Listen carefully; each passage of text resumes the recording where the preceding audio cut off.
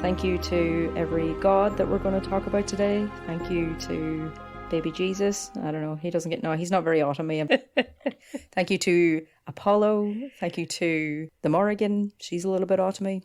Persephone. We're going to talk about Persephone. Yeah. Welcome to the second of our spooky season spectacular. Yeah. This episode isn't really spooky, but it is fall themed, so that's cool.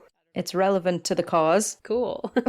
We're just happy that you're happy. We all just want you to enjoy autumn because we're all spooky bitches here. Yes. Only spooky girls in the building. I have to show you my t-shirt. Oh, I love that. I think you posted it on your Instagram, right? Yeah, it says, "Get in, loser. We're going witching." And it's the Sanderson sisters. It's so cool. But we are also comparing autumn fall themed snacks. Emily has a juice box. I have an apple juice box, which you'll find out the relevance later in this episode. And I have, can you hear the crinkling? ASMR. Did we turn into an ASMR podcast? ASMR. I'm watching the recording feed and it's going absolutely fucking nuts. But yeah, I have a packet of banshee bones, which are a fried corn snack. Is it fried? I don't know. It's no added MSG, so that's important, apparently. Nice. Yeah, made by Tito Crisps. They are a little bone-shaped corn snack. That one looks a little suspicious. Yeah, it looks slightly phallic. Make that very phallic. I was gonna say, it's like, wow. Listen to that crunch. I'm sorry to anybody who has like misophonia. Ewan's going to give out to me when he hears this. Because all I ever hear is him giving out to people on Xbox Live going, "Stop chewing." Yeah, I'm not a huge fan of it either, but in this case, I'll accept it. Mm-hmm. It's one I promise I'll not start eating on the podcast all the time. But yeah, banshee bones were a childhood staple, and then they sort of disappeared for a while. And then there was this whole thing of like people going, "Remember banshee bones? That was like an Irish childhood thing." So yeah, they came back. I get a little spark of joy every time I see it. But like the art on it is pretty scary. Like, look at her. Oh yeah, she's pretty creepy looking. Mm-hmm. We'll have to post a picture of it. Well, but obviously by the time this episode's up, it'll be gone. But I tagged Emily runs our Rowan and Pine Instagram, by the way. Does an amazing job. Do I? Yes, you do. I try to make it so like people can't tell exactly who's doing it. Well, we do get people who are like addressing stuff to me on it. And I feel kind of bad because I'm kind of like... Well, I only show you those things. My mom addresses me on the Instagram. Okay, that's and I've been trying to convince her that it's you running the Instagram. That's amazing. Because my friend Niamh, shout out, my little nurse friend. She's a newly qualified nurse. She's doing amazing. She lives in Edinburgh. Congratulations. A spooky place. And she loves podcasts. Yeah, it's not me running the Instagram, but if you want to talk to me through it, Niamh, that's completely fine. The messages will get to you anyway. Yeah, they will get to me. She is wee Niamh. I am the bigger Niamh. Now, bear in mind, I am 4'11", so she is very small. Oh my goodness. But she's pocket size. She's a pocket rocket. We don't let it hold us back. I also it's really funny because like you and I have never met in person, and for some reason I always imagine you being very tall. I cannot even imagine being tall. So it's so like I'm one of those annoying short women who kind of makes it part of my personality. Like how? I'm not that tall either. I'm like 5'2". Oh, okay. I was actually about to ask how tall you are because like I have no frame of reference. Yeah. Figured you're a little bit taller than me at least. Yeah, I'm on the wee side. You're on the wee side. You're probably average enough for an Irish woman. It's like we don't have a huge amount of basketball players here, like because you're all leprechauns. So yeah, throwing it back to a previous episode. Throwback. We gotta love a throwback. So Emily, should we confess that this is our second time recording this episode? I mean, you just blew the whistle, so I just outed myself. Yeah. I couldn't go on any longer lying to our loyal listeners who clearly would have noticed. I just pulled a face like they wouldn't have fucking noticed. Well, we had to because we already recorded. We kind of changed up the script a little bit because I think if you record once and you like have all the same information, it feels very inauthentic when you do it the second time. I also wasn't all that pleased with my first version of it because I was, as I used to say in college, I rabbit holed, where you end up focusing way too much on one subject because you can't find an answer, and then I didn't look enough into other stuff. So we're just starting again. We're just redoing it. We're just changing it up. We're just keeping it fresh, acting like it's our job. Yeah. And I have a friend who informed me that the recording, all of our technology probably malfunctioned because Mercury's in retrograde. So she could literally tell me that at any point of the year and I would have no idea. So I'm going to take her word for it. Yeah. So hopefully, I think it's still in retrograde. Hopefully everything works out today. Mm-hmm. Mercury is in Gatorade, lemonade. Powerade. Rite Aid. But it's not in my juicy juice. And I'm also drinking a Earl Grey tea, which is also very autumny. And I didn't have any last time, so yeah. I'll try stopping with the mouth sounds because people get very angry about ASMR sounds.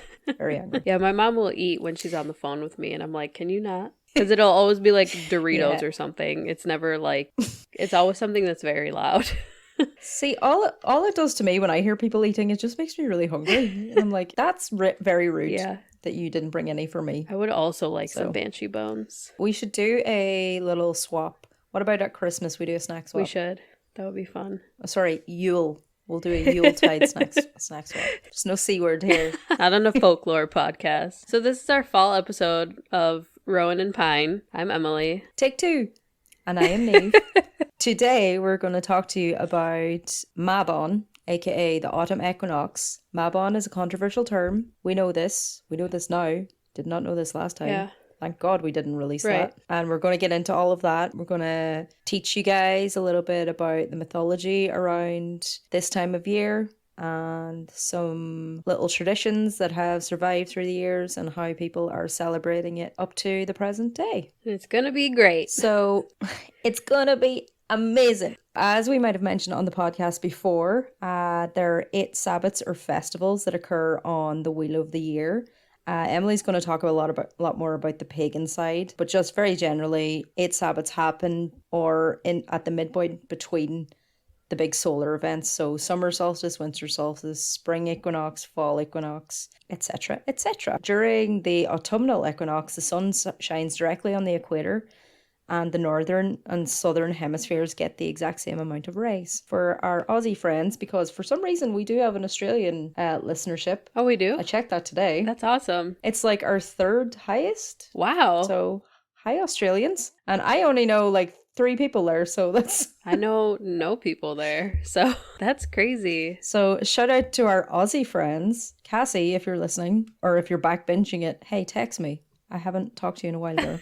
It's really funny because when I was typing up my notes, I made sure to be mindful of like, oh, this is like in the northern hemisphere. And then I was like, we probably don't even have anybody in the southern hemisphere who are listening. And I was wrong. We do. So yeah, if you're Australian, please raise your hand and let us know. Yeah. Say hello. Hello. Okay, so that is generally what the autumnal equinox is about. Now, these solar events have traditions going way back to do with the seasons. The seasons always have myths tied to them. They always have gods and goddesses tied to them. So we're going to get into some of them. Probably the biggest one and the one that I would have come across the most is Persephone. Most people know who Persephone is. I think the relationship between Persephone and Hades, it seems to be getting some sort of like a rebirth at the moment because there are... I was gonna say, are people writing fan fiction about it? Actually, yes. There's a lot of romance novels and sort of like fantasy novels coming out about based or loosely based, and they're like fairy tale retellings of Hades and Persephone. When you look at the actual story, is a little bit problematic. I'm going to tell you about it. But I did read one. I read one called Neon Gods? No shade to the author. That was very bad. That was not the best book. Like, it was very fan fiction-y. They were sort of relying on you to know enough about the whole thing. It was like a modern retelling of it. It's like you created this universe, and you called the city Olympus, but you haven't explained anything about it. Like, where is it? Is it in Greece? Is it on a mountain? Like, what? So yeah, that's my little gripe about it. It's kind of eye-opening when you look at the actual story of Hades and Persephone and why Persephone is tied to autumn. And you're going to tell us about that? I'm going to tell you about it. Okay. So in Greek mythology, Persephone was the goddess queen of the underworld and the wife of Hades. She can also be called Kor, which means the maiden, and she was the goddess of spring growth. So often when you see Persephone portrayed either like in books or in film, she's usually a very pure spirit. She's very all about positivity. So I think that's what attracts people to the myth. It's like Hades is the darkness and she's like purity and light. Okay. She was worshipped alongside her mother Demeter in the Eleusinian mysteries. So that's like the agricultural based branch of mythology. It was all about to do with how people passed into the afterlife. So Persephone was usually depicted as a young goddess, and you often see her holding sheafs of grain and a flaming torch. Sometimes she's pictured alongside Demeter and the hero Tripotelamus, who is the teacher of agriculture, but usually, more often than not, she is appearing at the side of Hades. Demeter was actually the sister of Zeus, and Zeus was Persephone's father. So there's a little bit of a uncle, aunt, uncle, dad thing going on there. I was like, wait, huh? Yeah, uncle, dad, aunt, mum thing going on there. So yeah, Demeter was the middle daughter of the Greek god Kronos and the goddess Rhea. Demeter is Mother Earth, so she's the mother of corn and all of crops and vegetation. So then her daughter was the goddess of new growth. Demeter is also the fertility goddess and the goddess of nature and the seasons. That makes sense. Yes. The way that Persephone and Hades ended up together, Zeus, without the knowledge of Demeter, had promised Persephone to Hades, and while she was gathering flowers, the earth suddenly opened up and she was carried off to the underworld. That's nice. Where she was forced into sexual things. Oh my goodness. Which, it wouldn't be a Greek myth without a little bit of that. Had mythology was not very big on consent. No, definitely not. So her cries were heard only by Hecate, who you had mentioned before, and Helios. I think it's pronounced Hecate. Hecate. Okay, and we learn. I'm pretty sure. Mm-hmm.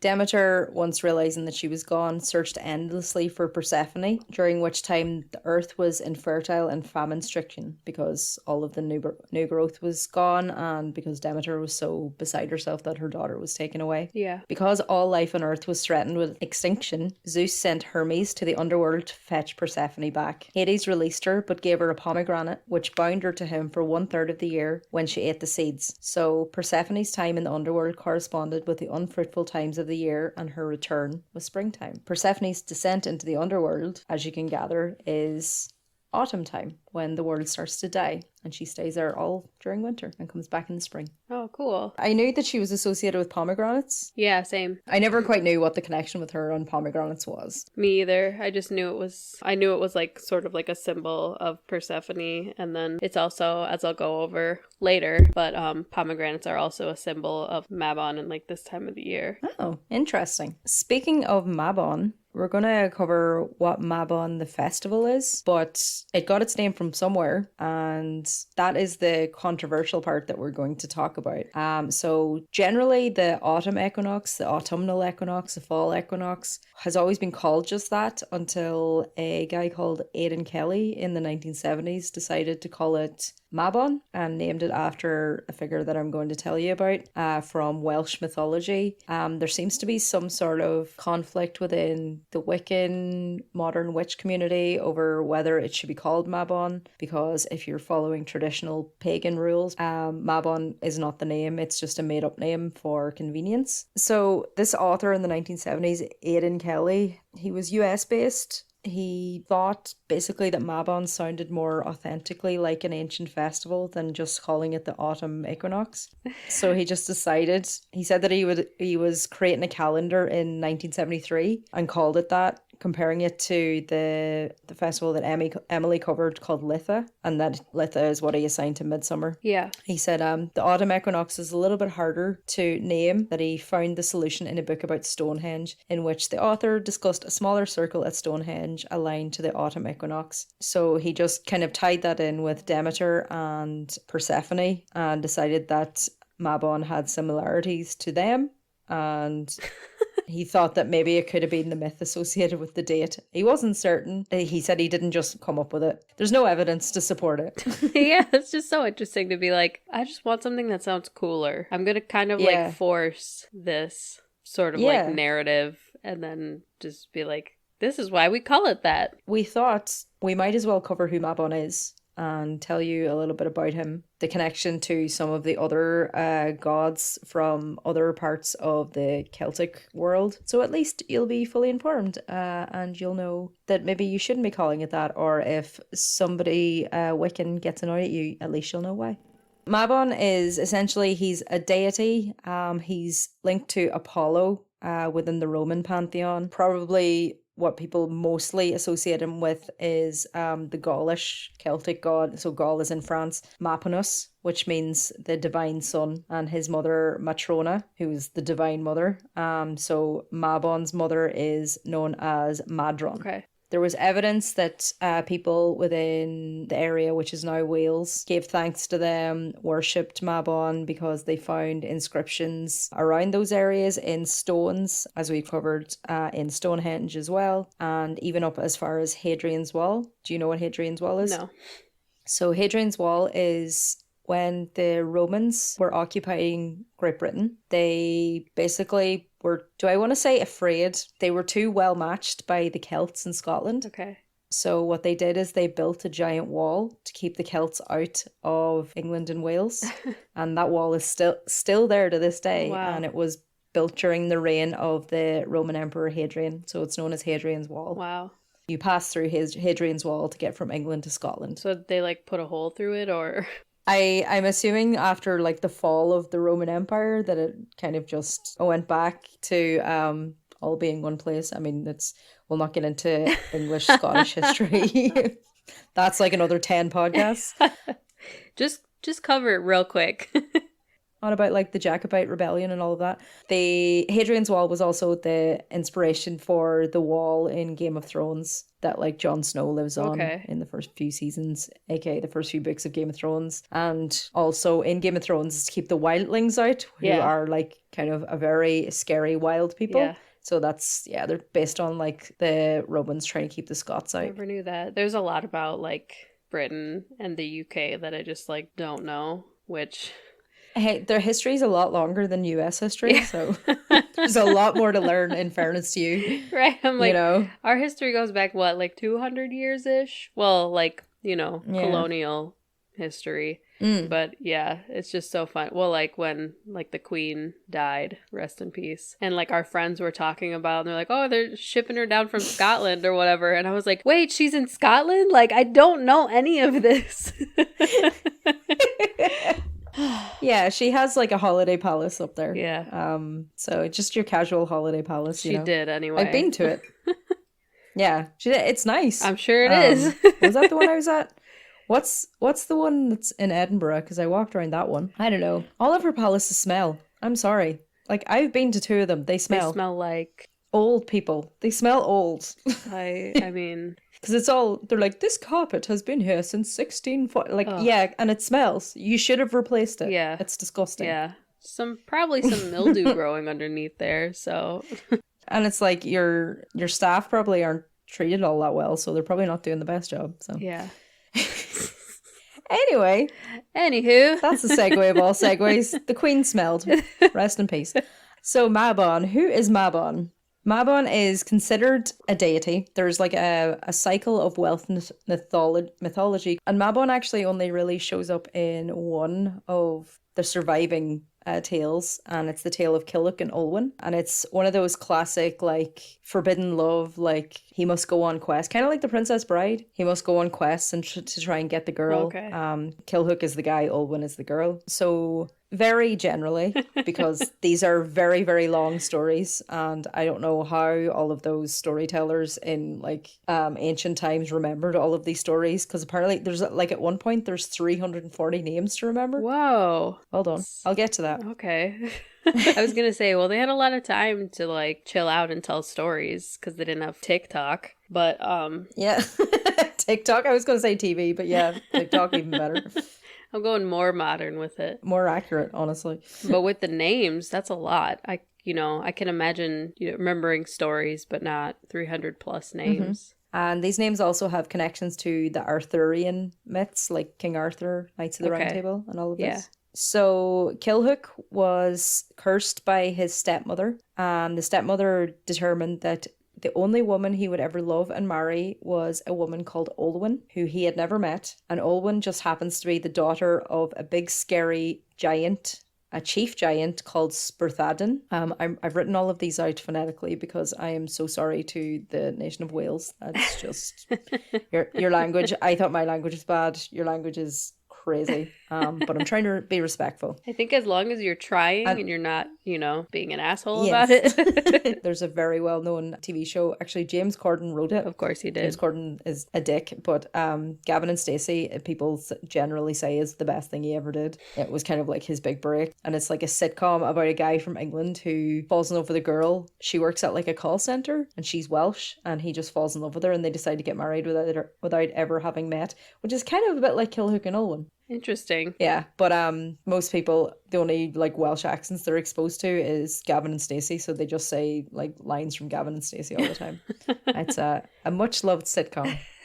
So yes, I'll try not to just sound like I'm doing Gavin and Stacey impressions here. Okay. So the chief giant, who was Olwen's father, is called Sperthaden. Sperthaden said that Kilhook can marry his daughter, but first he must accomplish 40 seemingly impossible tasks in order to win her hand in marriage. All right. Gotta make them work. Next time men complain that we're too high maintenance, what about shit like this, Remind them of some mythology, because I've heard for a while I was watching, it's a YouTube channel, I think it's called like Hungarian mythology, something like that, and it's just like this, it's just tons of videos where this guy just tells folk tales and mythology from Hungary, I guess. Yeah, I remember one of them was like a prince or a guy showed up and he was like, I want to marry your daughter to the king, and then the king's like, okay, well you got to do all of these things first. Or like the most modern version is Scott Pilgrim versus the World, where he has to defeat her 7 evil exes.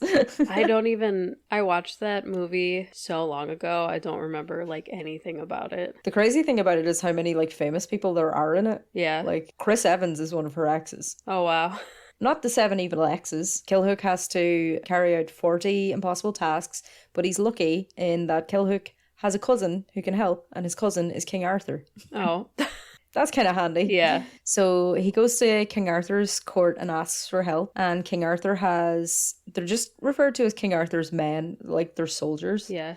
And that's where like all of those like hundreds of names comes out of, and like the storyteller names them all. Oh my goodness. But what actually happens is, after hearing of Kilhook's plight that he has to get the girl that he's never met, she's a giant or half giant at least, Arthur gives him 6 men they all have special attributes. Like one of them has super hearing, one of them can understand all languages, including animal languages. Interesting. Yeah, so it's like a merry band of superheroes. It's like the Avengers. It's the Arthurian Avengers. So among these tasks, one of the 40 tasks is he has to kill an enormous boar called Turk Tuith. And this boar has a comb and shears behind his ear that Sperthaden wants to use to trim his beard for the wedding. Okay. But Kilhook has absolutely no hope of killing this boar without the help of one person, and that one person is Mabon. Enter Mabon. Enter Mabon. However, there's a catch. Mabon went missing from Modron, his mother, when he was 3 days old, and he has never been seen since. Oh. But with the help of the 6 heroes that Arthur provided to Kilhook, they finally locate Mabon, and he's in an underwater prison, and they free him. Because of Mabon's special ability to hunt this boar, he's able to find the boar and help Kilhook kill the boar and get the comb and the shears, and that, along with all the other 39 tasks, he's able to win over Olwen. Wow. So that is literally where Mabon shows up in Welsh mythology, and there doesn't seem to be any other mention of him anywhere. So it was just he showed up to help with like this one task, and then that's it? Yeah. And a holiday is named after this person? Yes. I can see why a lot of the Wiccans and witches are kind of disillusioned with that. Right, like you could have named it like Persephone or something like that. Like it would make a little more sense than just this random little like guy who shows up for a moment. I also, when I first heard the name Mabon, I thought it sounds like a feminine name to me. I did not think it was a male in mythology. So yeah, it just means like divine sun, and it's got a connection with this time of the year, which, as we'll get into, is kind of the pagan Thanksgiving. Yeah. Purely because of one guy in 1973. Thank you, Gaia 1973. I don't even remember your name. So, Emily, would you like to get into the actual meaning of the autumn equinox and their traditions that we have that have survived to this day? Why, yes, Niamh. I will do that. So I am coming in reporting on Mabon and paganism and witchcraft. I think Niamh kind of touched on this earlier. Mabon is one of the 2 harvest holidays on the wheel of the year. This is the day where there are equal parts light and dark. It's the direct opposite of midsummer. Because of the harvest, this is a big holiday for kitchen witchery. For those who don't know what kitchen witchery is, simply put, it's the practice of knowing magical or medicinal properties of herbs and using them purposefully in recipes. Kitchen witches treat the process of cooking as a way to perform spells or rituals. So they kind of like, when they're cooking and stuff, they'll like put intention and, you know, whatever they're trying to. It sounds like almost like a meditative cooking. Like you're bearing in mind where your food is coming from. Yeah, and it's like the gift that you have to be able to like eat and cook and all of that. So they'll be cooking and like say they want to bring like fertility to their life or love or prosperity or something like that. They'll be cooking and they use herbs that are sort of like representative of that, and they will use those purposefully in their recipes. It's also sort of like if you have a loved one who's sick or something, you'd create like a concoction for them to drink, like a tincture or something like that, or like teas. Or if you're my grandmother in the 90s, you boil 7-Up. Stop. And give it to your grandkid. Really? Yeah. That's like genuinely, if you have, even to this day, if you have an upset stomach, Irish people will boil 7-Up and give you flat 7-Up. And it's supposed to help calm your stomach. That sounds like child abuse. Your face. I think, to me, it sounds like it's a way of getting like sugar and fluids into a child that's been throwing up and had diarrhea. Yeah, but why do you have to boil it? To get all of the carbonation out. Do children there not like carbonation? I don't know why it has to be flat. I genuinely don't know. But I just have this like visceral memory of being given flat 7-Up. Yeah. As a kid. And it was at my grandmother's direction. I cannot drink ginger ale anymore because that was like the thing that was given to us when we would throw up as kids. It was like, oh, they're throwing up, give them ginger ale. And now even when I smell it, it like smells like stomach acid. Oh. I just can't handle it. Oh God. It's so gross. Yes, for me that's vodka and blackcurrant juice. So but that's for completely I was going to say reasons. that sounds like it's a different reason. It wasn't medicinal, or maybe it was. Who knows? That's a self-inflicted reason. The ginger ale was forced upon me. In some modern pagan traditions, this holiday is used to honor the crone. If people are not familiar with it's sort of like an archetype. It's called the Maiden Mother Crone figure. It's also known as the triple goddess. It's represented in modern paganism and Wicca, but it's not found in ancient mythology. The idea of where the Maiden Mother Crone originated from is up for debate. Some say that the folklorist Robert Graves is the one who came up with the archetype of the triple goddess, but much of his work has been discredited due to his lack of research. So, screw you, Robert. This is a theme. Isn't this a theme with male folklorists or male like writers? I was gonna say it sounds like the male confidence illness. It's a Dunning-Kruger effect. Oh yeah. It's like where you don't realize how much you don't know because you don't know. So that's just that special confidence that only a white guy talking about something that thousands of indigenous cultures all over the world have celebrated for years. Right. Or just like women. But many more people say that the triple goddess has been the work of multiple modern feminist writers. So, although there were no names, I was like, okay, so we're going to name this Robert Graves guy, but we're not going to give these modern feminist writers names. Of course. There was a program at my university where they had to make it like a university policy that they're looking to credit more female academics and female writers because it was that much of a problem. Well, it's nice that they're trying to correct it. In modern Wicca, the maiden is seen as a virginal young woman. She is the representation of excitement, innocence, and new beginnings. She's represented by the waxing phase of the lunar cycle. This is when the light on the moon is growing, and it looks like a backwards letter C. The mother is a symbol of fertility, abundance, growth, and gaining wisdom. She is represented by the full moon. Her seasons are spring and early summer, when everything is growing new and the land is fertile. So she's like Persephone. Yeah. And then we have the crone. She's the old woman who is full of wisdom. She is darkness of the night, and her life is fading. She's represented by the waning moon, which looks like the right way letter C. This is when the moon is heading towards its dark phase, also known as the new moon.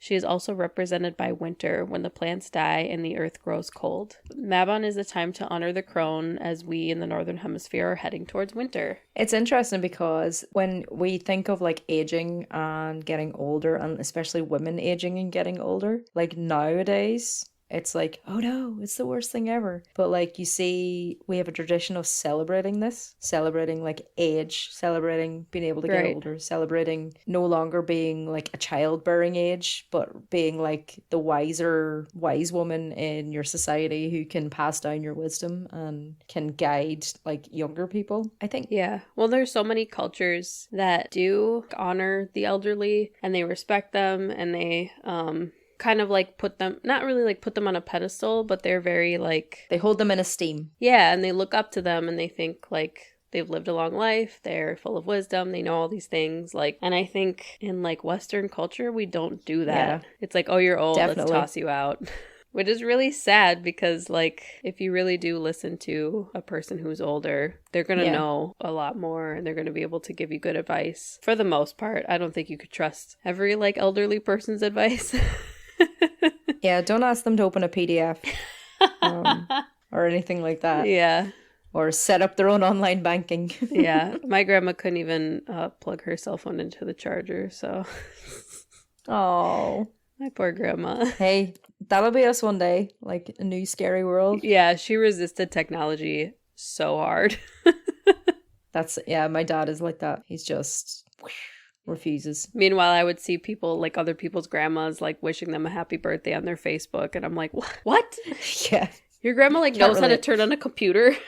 So Mabon is a time to honor the crone because everything's getting dark, everything's dying. It's kind of like a representation of, you know, life. Like the maiden mother crone, it's It's the menopause. the menopause.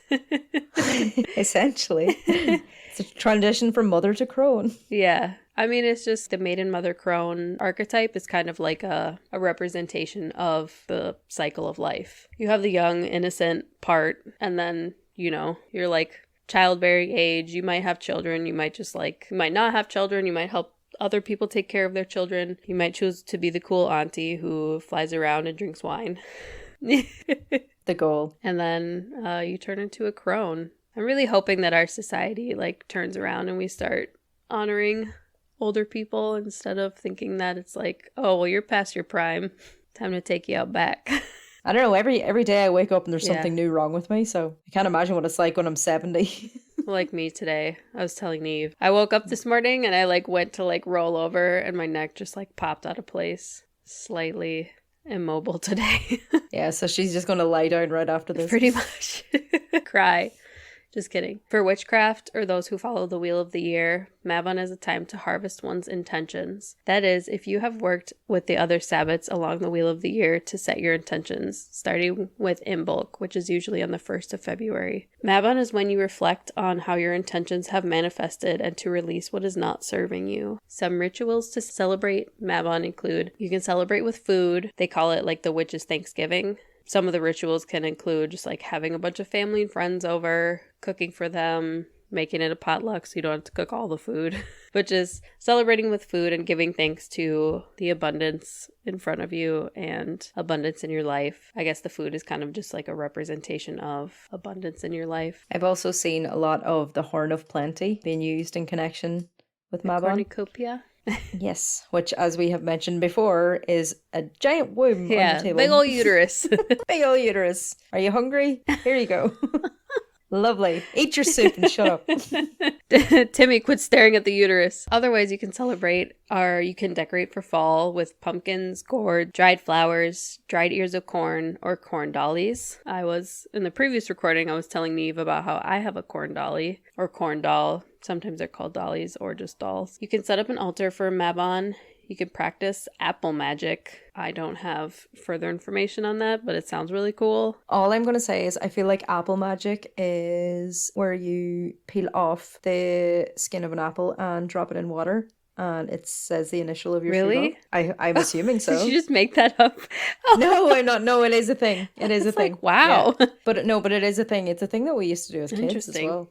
But it's like you pull it out and you just drop it in water, and sometimes it'll like form whatever the Wow. letter is. That's super cool. Another way is to go for a hike or walk in nature and harvest natural elements for your Mabon altar or for your fall decorations. Acorns, dried leaves, etc. Yeah, don't go to TK Maxx like me, because that's where I went.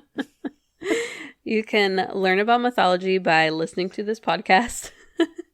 But yeah, it says learn about mythology related to this time of the year. The gods are Hermes, Dionysus. The goddesses are Madron, Morgan, Epona, Persephone, Pomona the snake woman, and Inanna. You can donate food to a food shelter. You can eat seasonal produce. Again, hi apples.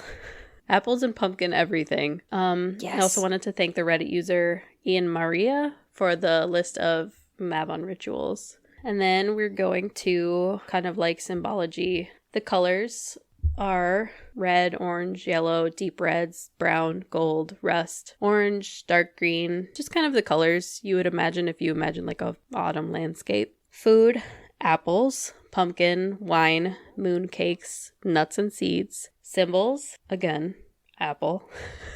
The cornucopia, baskets, acorns, pine cones, and grains. Plants and herbs are, guess the first one. It's apple.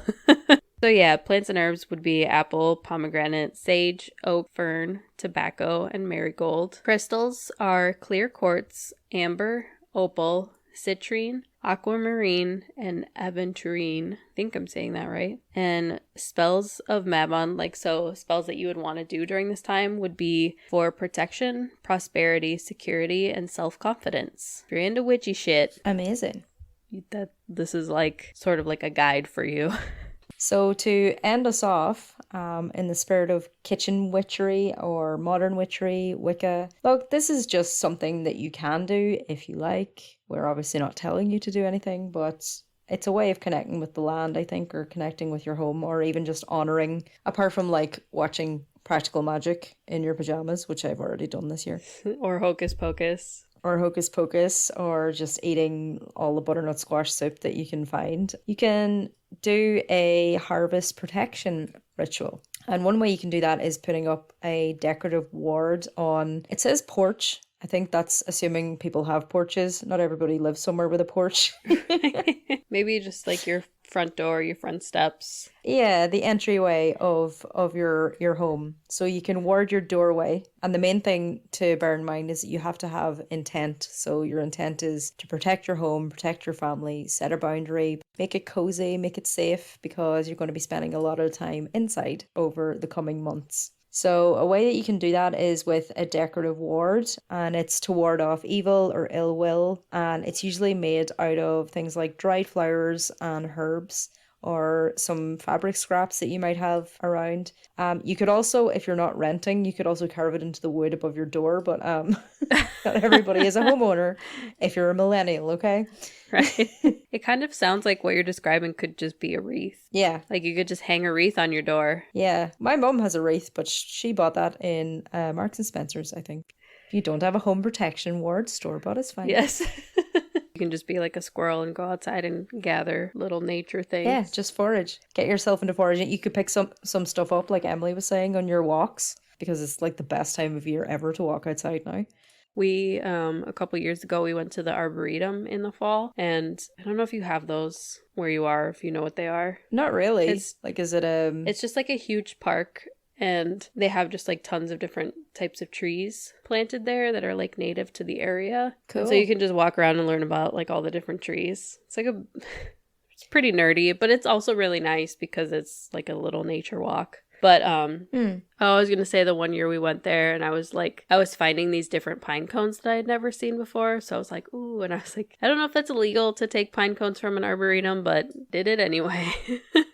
Emily could have used those for her ward if you still have them around. But I'm sure them. like if it's like a controlled area, I mean, pine cones is where like they're supposed to fall off. So what are they going to do? They're just going to sweep them up anyway. Yeah, so. or they'll just decompose in the land. Mm-hmm. So with your ward, you start with a base. So that can be something like wheat, barley, dried grass. It's better if it's something that you have found, not something that you bought at like a craft store, but needs must. So you can take each end, you try and make it so that it's facing two different ways. So you're facing inside the home and outside of the home. So that's where you're directing your energy. You tie it all together with some sort of twine. The ward is then added onto the base. It's really good to use something like lavender or rosemary or something that grows wild, like sunflowers. If there's holly, pine, rowan is really good for protection as well. So you can tuck those into the part that you've already tied together. And then just because it's going above a door, you can add a little bell onto it. So it's almost like a traditional version of a home alarm system. Yeah. So you create that with the visualization that you're creating protection. You can also pair it with some salt, some brick dust, and other herbs around it, and just hang it. If it makes you feel a bit safer, hang it above your door. That's awesome. I feel like I might have to make one this year. Yeah, you would make a beautiful one. I feel like if I made one, it would just be, okay, she clearly fell down a hill and this is what she grabbed on the way. Like you pulled it out of your hair. Mm-hmm. Oh my goodness. We could even do that together. I would like to see your corn dolly too. We could like do like a Zoom where we both make our little ward things. That would be cool. Yeah, because I would say like the only thing that you ever see in like Irish homes that we bring inside, apart from obviously like a Christmas tree or Christmas wreath, is in February on the feast of St. Bridget, people make St. Bridget's crosses. Oh yeah. So it's the way of like, it's the four like pronged cross. And it's made with, it's usually made with straw, right? Yeah, rushes. So what's cool is when you first make them, they're there and they're green, and then when somebody's had it for years and years, because usually when you go to their home it's brown. Okay. And everybody always hangs it above the if they have like it's usually that painting of the Sacred Heart of Jesus. It's the one where he's like, yeah. So that's probably the closest thing we have to it right now, but I think it would be cool if we had other sort of wards. Yeah. And at the very least, it looks cool, like nice autumny decor. For sure. I wanted to make one of those like Bridget crosses, but I couldn't find the actual like stuff to make it with. Okay, yeah. I was like Googling and like going on Etsy. I'm like, straw for crafts, like things like that, and like nothing was coming up. I was like, what? How do you find this stuff? Oh, I mean, we just go outside. It's kind of, but I remember being taught how to do it because it's the way you have to weave it. I remember being taught with actual like plastic straws. Okay. In school as a kid. But mine were always never tight enough. They're always like falling apart. And they're like, fine, just tie off the ends, you're done. It's all loosey-goosey Niamh. Hey, my knitting was the same. Like my knitting used to be absolutely horrific. That's so funny. When I was learning to crochet, my crochet was just like knots. It was like so mine tight. Just holes. Just taking all my aggression out. There is no in between. Yeah. Or like tightly wound or something like that. I don't know. Too serious. Although apparently this time of year is the beginning of Libra season, and Libra is all about balance, which also ties into the autumn equinox. So nice. It's all tied together. It's all coming together. Everything is cyclical. All right, everybody. Well, we hope that you enjoyed this episode of the holiday named after the person who is pretty insignificant. We hope you liked the Morrigan's holiday. You learned about the Morrigan like a couple of episodes back, so go back and listen to that in honor of her. Yeah. That crazy crow lady. We love her. We do love her. She's super goth. I'll put her on my little wreath that I make. Yes, and also tied to that last episode, I will post a picture of him, but I adopted a kitten. His name is Balor. He only has 2 eyes, but weirdly enough, my best friend Ruth took a picture of him, and he moved, and he has 3 eyes in the photo. Oh, wow. Isn't that crazy? That is so weird. I'll actually send it on to you. I'll ask, can we post it? Because obviously, well, she'll be like, no, that's my copyrighted photo.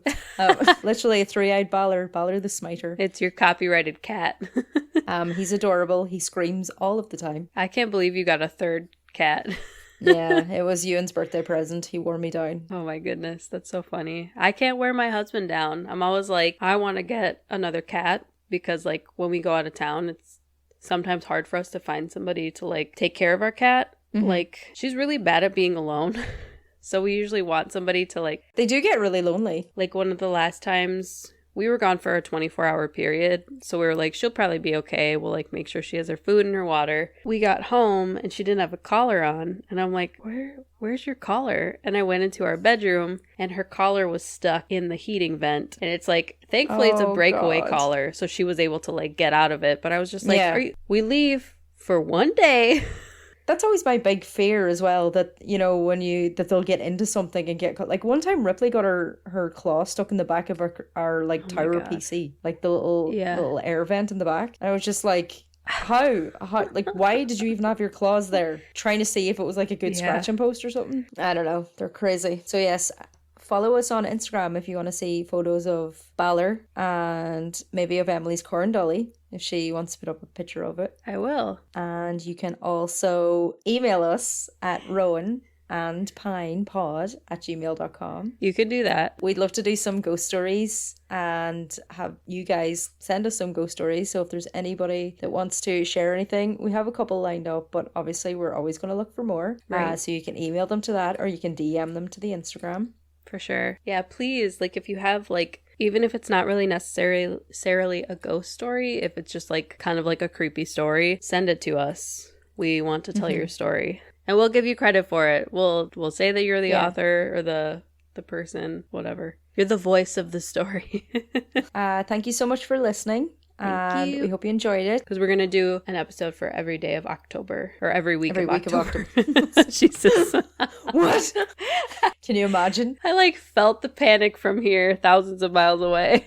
I would throw my laptop out the window if I had to edit that many in one go. It's not even the recording, it's the editing. Yeah. Oh, but yes, so we will have an episode for each week of October for spooky season. If you have ideas of creepy stories or weird things that you'd like us to cover, let us know. Our weekly episodes will be starting October 5th, and you'll have an episode every week for the month of October. That's for us to celebrate spooky season. We'll be looking for ghost tales. We're looking to freak you guys out. We'll be getting through some of the topics that we've been teasing before. So make sure and stay tuned for that. What is this, the 8th episode? It's going to be episode 7 of Rowan and Pine. I'm Emily. Thank you so much for listening. And I'm Niamh. Also, fuck yeah, folklore. Folklore. Bye. Goodbye.